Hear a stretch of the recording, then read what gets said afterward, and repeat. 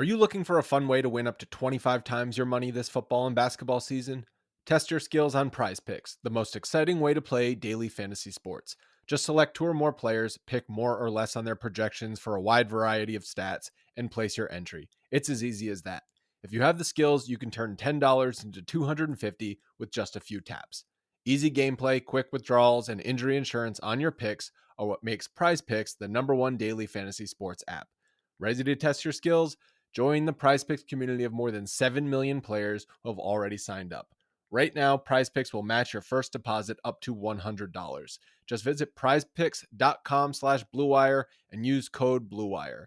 That's code BLUEWIRE at prizepicks.com/bluewire for a first deposit match of up to $100. PrizePicks, daily fantasy sports made easy.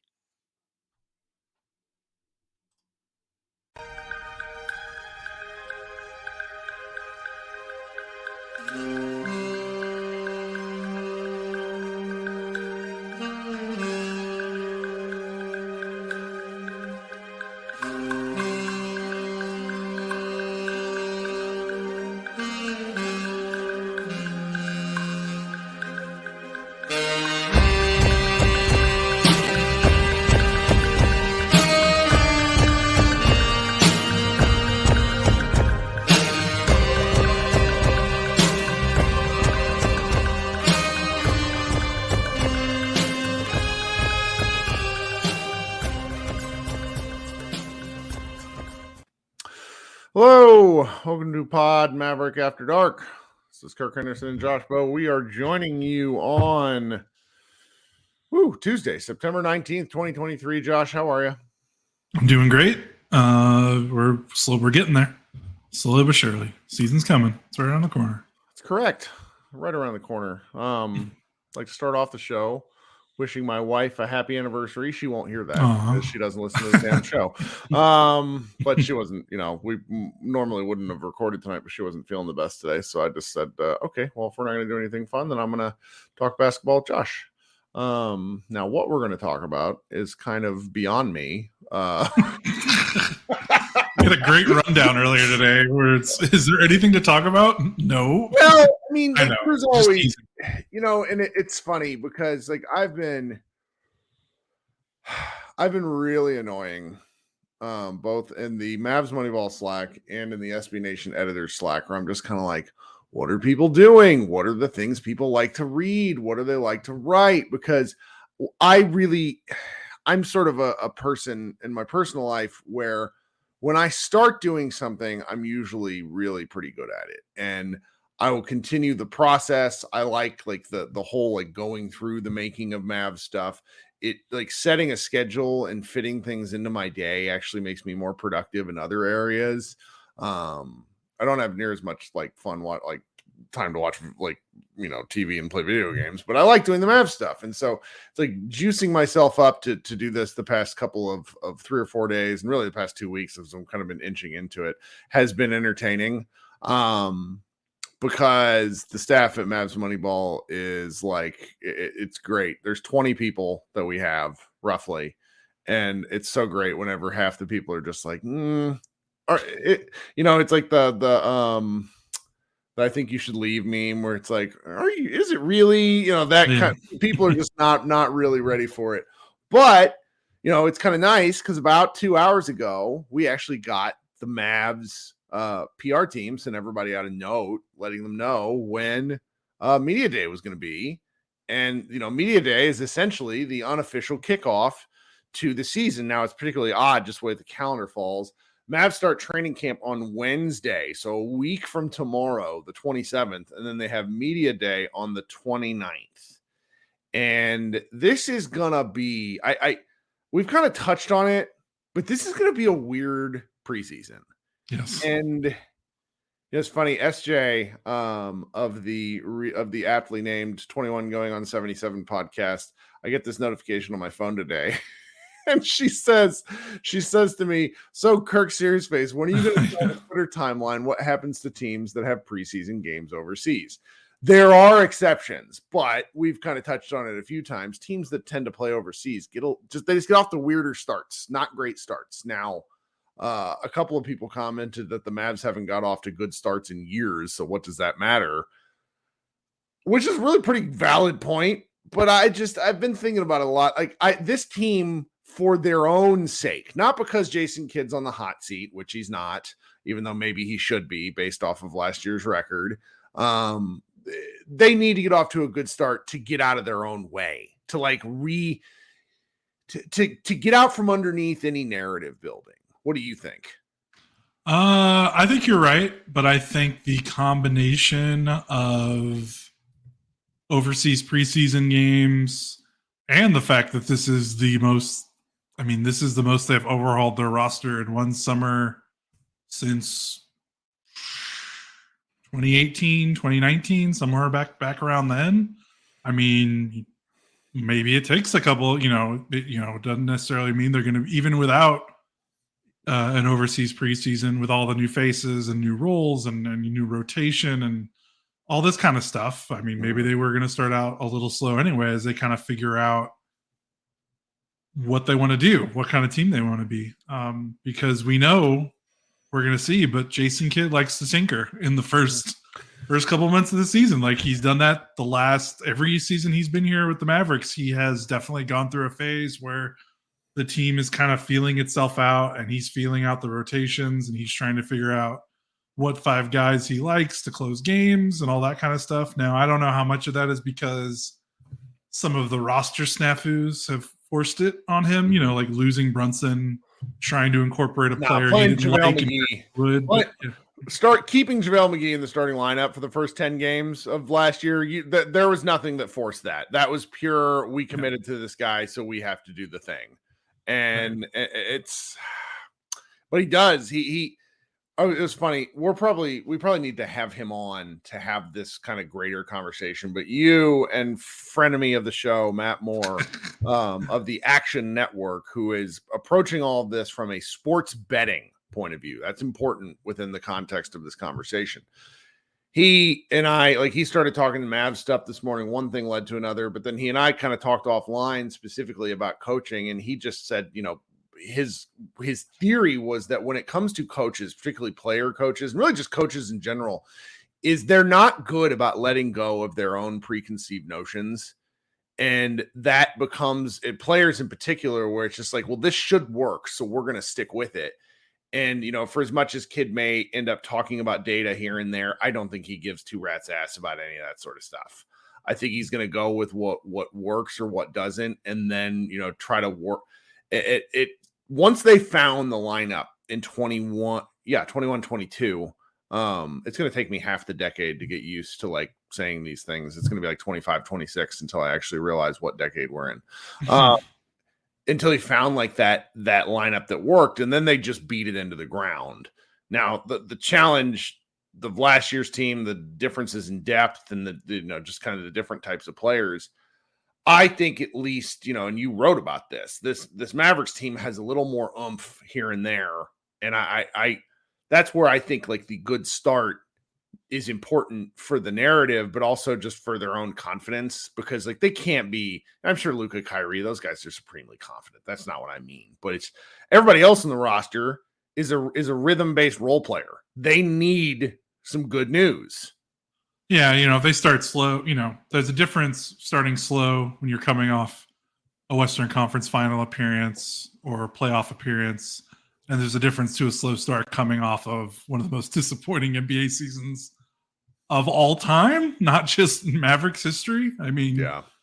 Luka, a guy of Luka's stature at 24 years old, I've said this a bunch, I've written about it. They don't miss the playoffs. They not only don't miss the playoffs, they don't finish 11th in their conference. So maybe, that's part of it. You don't want the groans, like you said, you don't want the narrative to start up because I definitely think last year kind of broke. I think we talked about this last podcast. Last season broke, I think, the kind of veneer that was over this team in terms of they couldn't really do no wrong.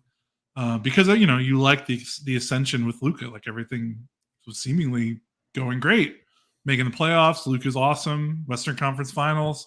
And then finally kind of the magic wore off last season when all their mistakes finally caught up to them. So I think the media is going to be a little bit more accountable, ready to, be more accountable early on instead of like, let's just wait and see if they figure it out. I mean, some people are going to be like that no matter what, but like it's just going to be, I think people after last season, there's not as much room to make excuses. So, Yep. We'll see what they do. But last season, it felt like he was scrambling to find something because he was just going through all these guys that he knew couldn't, like, these guys couldn't play. Like, he was just desperate to try to get some type of defensive presence on the floor.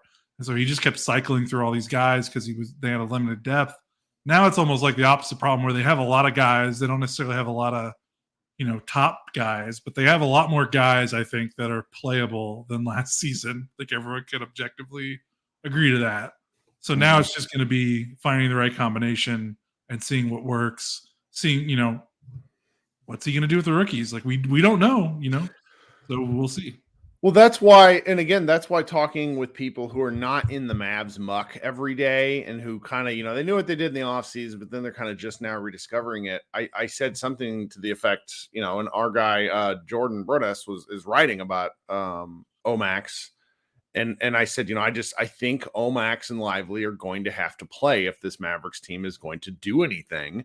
And Matt said to me, gosh, are you really counting on rookies? Are you comfortable with that? And I said, of course I'm not comfortable with it.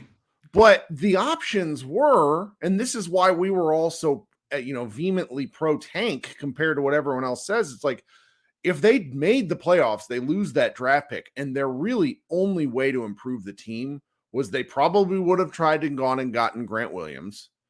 They might have had some other trade options with picks down the road, but they still would have had Bertan's contract. Like, there was some no Lively, no Prosper, no Holmes. I suppose, and there's some real uncomfortable, like, what if scenarios if you go down that road. And it's, this, as I explained to some of our Slovenian followers at the start of draft season, this is why you build slow, and teams with super duper stars literally can never do it. That's the probably Anthony Davis, LeBron James. You go back and look at historically, teams that get like all NBA first team talent are simply incapable of being patient, because the guy, and this is kind of the question with Victor Wembanyama, the guy who you get makes you instantly too good to be bad, but you're not. And so it forces all these really difficult team building scenarios. And that's really the challenge with the Mavericks. So of course I'm not thrilled that they're having to rely on rookies, but good Lord, am I excited to see what it's going to look like, just because it's going to be so weird. It'll be different, which is what we've been also preaching for a couple of years. And I've talked all summer about how I at least feel like when it comes to the guys that they've acquired, I may not like Jason Kidd as a head coach. I don't like Jason Kidd as a head coach. I can't sit there and argue otherwise. I mean, we praised him when we got to the Western Conference Finals, but again, that's the best record a team of his has ever had in the regular season. That said, I feel like they have done their best to get him the kind of guys that he clearly wants to play. It's somebody in the chat says, I really feel like the Mavericks, I think it's Cowboy here, says, I think the Mavericks are really too top heavy. I get it. They are too top heavy. But I also feel like they at least have some depth. Like last year, they were top heavy without anybody else to really make it work. And so it's not to use like too silly of a phrase, but a lot of the guys the Mavericks have some dog in them. Like if you'll allow me a little bit of a riff, one of the things that I've been thinking about Derek Lively in comparison to what the United States big man Derek Lively. I've been thinking about this for a while. Like in FIBA, it was very clear the United States didn't have a big man that was worth a dang. And they're going to have that same problem when they go to France next year, unless they get Embiid, which I desperately do not want. I do not want to root for United States and Joel Embiid. But one of the things I'm thinking about is how in American basketball right now, big men develop later. And when you're younger, you're essentially asked to be a garbage man. Doesn't matter how big you are or how skilled you might be, because of the heliocentric nature of a lot of the youth sports that I see, the guards simply develop faster and more. They get more chances. So to be a big man, you essentially have to commit to being a guy who rebounds, rim rolls, and does the Tyson Chandler stuff. And as effective and as important as that stuff is, it's not sexy. It's not fun. It's not fun. Yeah, especially when you're 13, 14, 15-year-old. Yeah, like you that's don't want right. to do that. And then you get Derek Lively, who every single thing that has come out of his mouth is a guy that's like, I want to do these things. Sorry to bring it all the way back to Lively. Yeah. That I just can't help it. Even if he's completely full of shit, I just can't help getting excited about it because, like, did you see that preposterous Willie Cauley-Stein quote from earlier in the week? Because he's going to play in Europe. Did you see this? Oh, I saw it. I can't remember. It was something about like, I don't know, like the league did him wrong, or I don't know, something. Wasn't it something like that? I know it was something very silly about. He said, and I quote, estimation. "I chose to come to Europe because of the more tactical way of playing compared to the 1v1 basketball that is played today in the NBA, which is conditioned by the player's desire to produce personal statistics. Here in Europe, every game and every ball is important, not like the NBA where all 82 games is equal." And it's just like, that's the kind of guy Luka's been playing with. Someone who is so full of shit that he says something like that while going overseas. And like, to bring it all the way back, the conversation about like, well, is Dwight Powell really going to start? That's kind of the thing where it's just like Matt Moore was talking about that. It's like, yeah, Dwight Powell is going to start again. Mm-hmm. Now, will he start the whole year? I don't know, but I just can't. I can't help but think that Lively will get in there at some point early, mix it up. They'll do weird small ball stuff. Maybe Maxey will play. There's just going to be a lot of new options, and that's fun.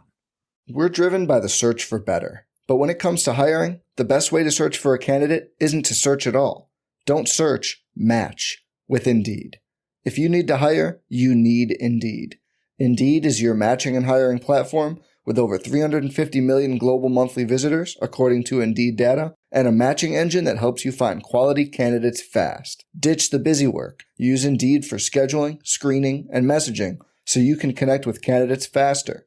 And Indeed doesn't just help you hire faster. 93% of employers agree Indeed delivers the highest quality matches compared to other job sites, according to a recent Indeed survey. One of the things I love about Indeed is it makes hiring all in one place so easy and streamlined so I can spend more time on the rest of my business.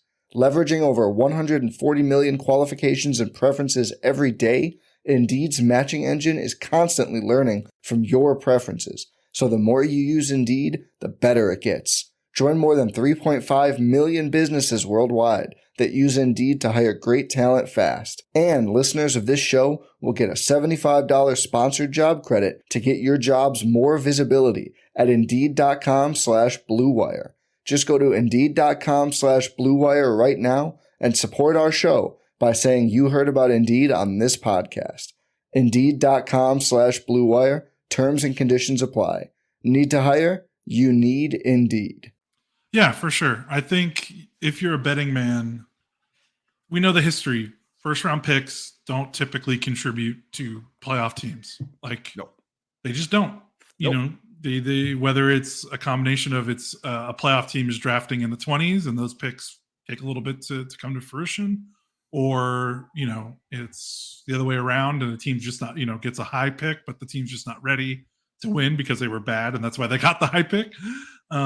So that's just kind of how it is. The history is a history. Like you just don't see a ton of rookies making playoff impact. Like think about the Kings last season with Keegan Murray and how awesome he was. And then the playoffs started and he like immediately kind of fell off a cliff. Like he did eventually like kind of rebound and have some good games because, you know, he is a really talented player, but it's just different. Like it's just a process for these guys. Like they just need a year because it's a different game. A lot, you know, like the college basketball game is just getting so much farther from like what the pro game looks like that it feels like they're almost playing like two different sports. Like, and especially with Lively, like Lively, he's going to be asked, you know, to do stuff this season that he was never asked to do at Duke in terms of, you know, setting like, hey, learn how to set a screen. Like Duke never asked him to do that. Again, not Lively's fault. If he can only do what the coaching kind of provides for him at that point. So I wouldn't expect Prosper and Lively to be like, I wouldn't bet on them being like 20-minute. Like if the Mavericks do make the playoffs, I wouldn't expect them to be like 20-minute per game guys. But I'm also with you. If they want to be as improved of a team that they think they can be, they'll need to help in spurts. Maybe Lively isn't the starter day one. Maybe he's not the starter at all season, but maybe he has a 3-game stretch where he maybe Dwight Powell twists an ankle and he's able to just step in and give them some quality minutes. Maybe Prosper is able to get a couple games, maybe like Luke is resting and he gets some minutes that he normally wouldn't. Like, that's the kind of thing that they need. They don't necessarily need the expectation of like, hey, you two need to be like competing for a starting job and be ready to play 30 minutes. They just need to be able to get to a point where when their number is called, that the Mavericks feel like they can get something out of them. Tell me if this is a garbage comparison, because honestly, I was in college during this season, but it was so exciting. The 2003-2004 season, where the Mavericks had drafted Josh Howard like 29th, and then they had Marquise Daniels, an undrafted free agent. Those two guys, I felt like over the course of the first 40 games, made a case for playing a lot on a really good team, like a really, really good team. With an older veteran established coach with Don. Mm-hmm. Yeah, sorry, I didn't mean to interrupt your point. No, but is that kind of like is that like what we could hope for? Like guys like really earning their minutes while the Mavericks succeed? Yeah, I think so. Just like I said, like when they get on the floor, can they just do? It's not like they need to be all-star. Like, right. That's what Josh Howard did. Like, Your job. Get on the floor. Hey, you're going to play 5 minutes tonight. He grabbed a couple offensive rebounds, maybe scored a couple garbage buckets because he went after the ball harder than the guy that was guarding him on the floor, that kind of stuff. Like, Josh was not the Josh Howard we know and love that rookie season. He was very much like I'm just going to do what I can to get on the floor. And then once you get those minutes, making the most of them. And it's tough because you don't know when those minutes are going to come. And you might go a week without getting real playing time. And then all of a sudden it's like, hey, THJ doesn't have it tonight or something. Like, hey, it's your turn. And that's not necessarily fair for these guys that are still learning the NBA game. But if they can just do something to make a lasting impression on the coaches, win maybe some of their minutes that they're on the floor, that's going to be huge. Because last season when they had to make those emergency calls, we're talking about your Franks and your Theos and your McKinley Wrights, and no offense to those guys, but guys that just aren't. I mean, Lively and Prosper are building blocks. Like, it's just it's different. So absolutely disgusting that was 20 years ago, like literally 20 years ago, not like hyperbolic, like 17-ish year. No, it was 20 fucking years ago. Ugh. Oh God, Josh Howard's an old man now. Man, weird. What a crazy time. All right, so if there was anything else that was kind of really worth talking about, and then we'll probably let everybody go a little bit early. We'll cut you out of class, guys. I was just going to say you sound like a college professor. All right, we'll cut class a little bit early. Is the Mavericks officially signed Markieff Morris? Now, there's a tweet out there, and we don't know how accurate it is because the Mavericks don't really confirm this kind of stuff. There's a tweet out there that his unguaranteed contract. Let me go look it up because you write the story there on Mavs Money. I've got the story up if you want me to. Go ahead. Yeah. So it's a 1-year, $3.2 million deal. And only according to Michael Scotto, I'm guessing, of Hoops Hype, he says that only $200K of that 3.2 is guaranteed. So literally like nothing, nothing. So if the Mavericks need to move on, there is really no barrier for them to move on from him. So I don't know what to do with this one because the big picture of and we talked about it a little bit, but the big picture of it was, it's their last roster spot. So them signing a guy that Kid really wanted is of interest, but I just can't help but think he doesn't actually make the final roster. Oh yeah, he might not make it. What does he bring? Nothing. Like nothing.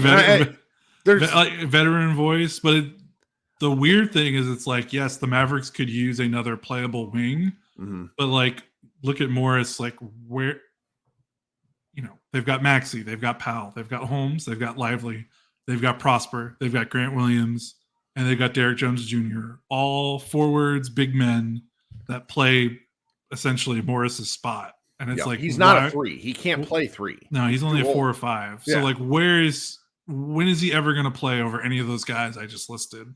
Unless there's just a lot of injuries. So, or unless there's like, and my friend Ryan Morton, former used to write at Fear the Sword, he talks about his love of like goon type players, like uber physical guys that'll get in and mix it up. Need to go foul someone a couple times. That's one argument, but like, here's the thing. And this is really important. I don't like Markieff Morris. I don't like the Morris twins. You know, they're unlikable villain type players. You know, they're on the All the Smoke podcast last week, and I don't really want to give the segments any more airtime, but they ushered 2 controversial, really like they're clips, and that always happens in shows. It's like, oh, this is the thing that so and so said. There were 2 things in there that were not great. And, you know, one of them specifically pertaining to basketball was just like, you know, Jokic is going to get his. And I'm like, I don't want the guy on the Mavericks that wants to hurt the former, you know, the recent MVP. No, get that out of here. Yeah. No, thank you. Like, and this might have been the 04-05 season, but like the Mavericks once had a center by the name of Danny Fortson. Oh, yeah. He started the season at center. He was a goon of all goons. Just incredibly physical and pretty, if we're candid, 19 years later, he was dirty.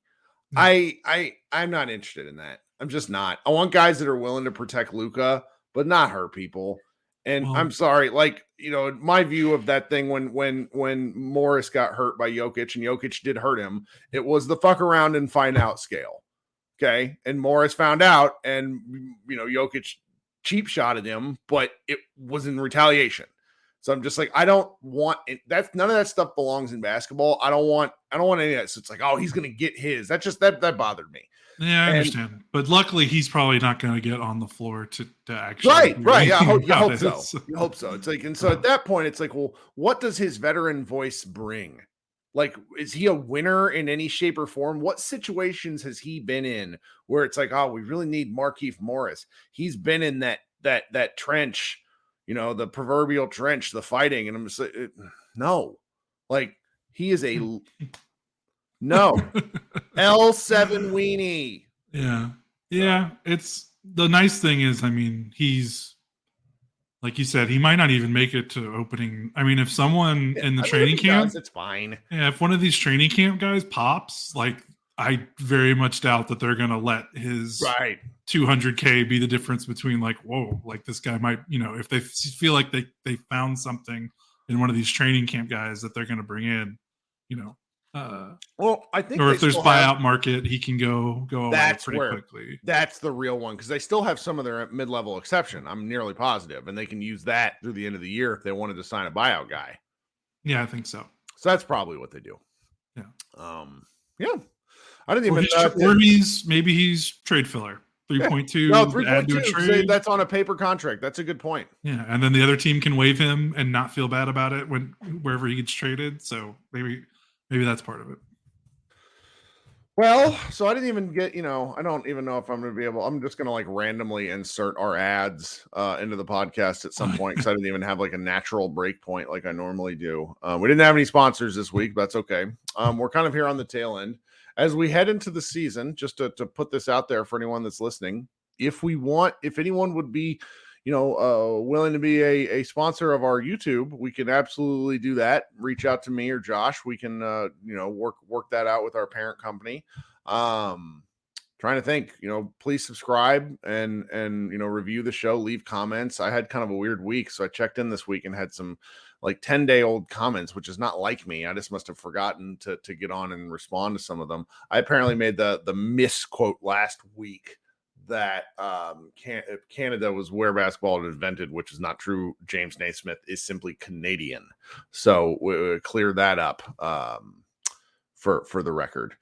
Is there anything else Mavericks related worth a darn? No news, but I mean, we started our player previews today on the site on Mavs Moneyball. So we started with Maxi Kleba. Tomorrow is Derek Lively. We'll talk about those next week. I want to we'll extend the tail on that in terms of talking about the That'll podcast. Be fun. But yeah, like today you had a post on the site, kind of like, hey, like we are spinning up the engine, like things are gonna start cranking out, and you're gonna start seeing more regular content on the site. And then, of course, that leads to better discussions on our podcast when there's more stuff going on. Training camp starts, but we are gearing up. We are getting ready for season mode. Summer vacation's over, so Yep. Yeah, that's about it. Oh, trying to think if there's anything on my end worth it. Really enjoying Suits on Netflix somehow. You and a bunch of other people, because every time I turn on Netflix, it's like the #1 trending show. It's nice. It's like it's old school in that you can have it on and you don't really need to pay attention. Right. And it's still nice. We've been doing that with 30 Rock the last couple of weeks. You and your wife should give Only Murders in the Building a try if you haven't. It's Martin Short, Steve Martin, and what's her name? Mary, what's her name? Selena Gomez. Sorry. And it's like delightful. It's 30-minute episodes, which is a sell point for you. It is. It's a huge sell point. And it's like it's shockingly funny. In a way that I was not expecting. Man. August, it's killer. It's the wind down of summer sometimes makes me sad because it's like there's not. You and I both really like going to the movies. There's just like nothing to see, and with the strike, it's just gonna get brutal. It was so weird too because it was like in July, August. It felt like from June to like the end of the first week of August, it was like it's been a spectacular movie year. There's like 8 movies coming out every week. That it's like it was like Mission Impossible, Barbie, Oppenheimer, Ninja Turtles. I'm probably missing another one. I mean, Flash came out, so whatever. I mean, Mission Impossible got buried, and it was incredible. Yeah, it was great.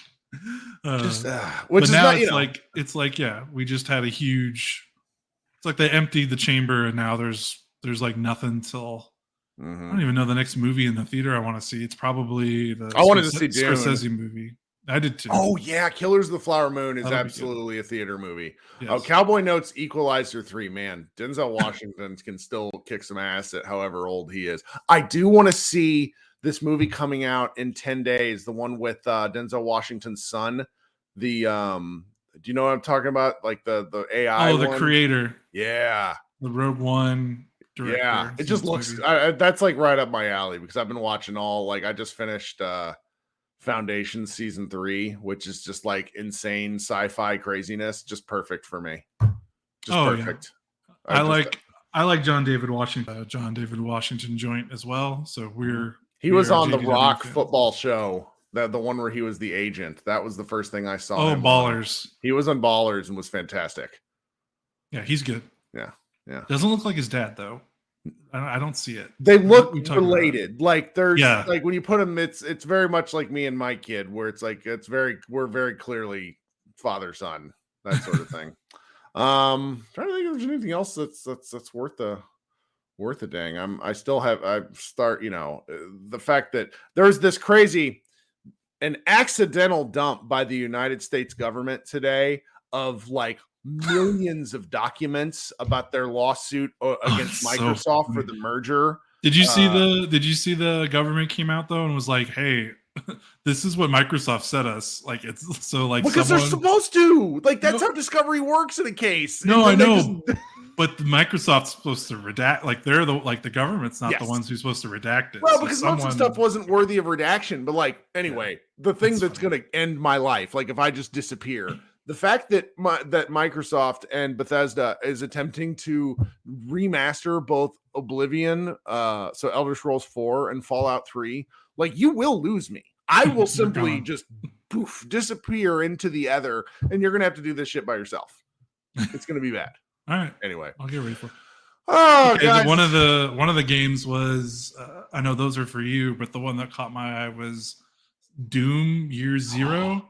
And there's rumors that it's like, okay, maybe it might be a remake of the first Doom, but with like the tech and the fidelity of like the Doom, like the recent Doom games that have come out. And I'm like, all right. So you'll get lost to that. I'll get lost to that one. And then, the site will just implode on itself. Well, Leo, our man Leo in the chat says the fact that Microsoft even talked about trying to buy Nintendo sent me into a Kirk level fury. It's just yeah. Well, we know that won't happen because Nintendo is not particularly concerned with making money, which ends up making them a bajillion dollars because they just make good stuff. All right. Well, that's 5 minutes of stuff nobody but you and me cares about, but whatever. This is our show. We'll be back probably next week. I've been trying to record on Fridays, but I have a new boss and he is asking me 1,000 questions and he really likes to work until the end of the day on Fridays. I'm just like, bro, it's come on. Can we not? Let's do a 4.5 day work week. But he disagrees with me, and that's fine because he pays me money. We'll be back when we're back. But thanks so much for hanging out. This has been Kirk Henderson and Josh Bowe of Pod Maverick. Please rate and subscribe and do all that wonderful stuff. Head over to mavsmoneyball.com where we will be writing more and let us know what you think. As always, feel free to reach out if you are at all interested on Pod Maverick podcast at gmail.com to ask any questions. And I will do my best to get back to you. Anything, Josh? Oh, that's it. Let's talk to you guys later. See you soon.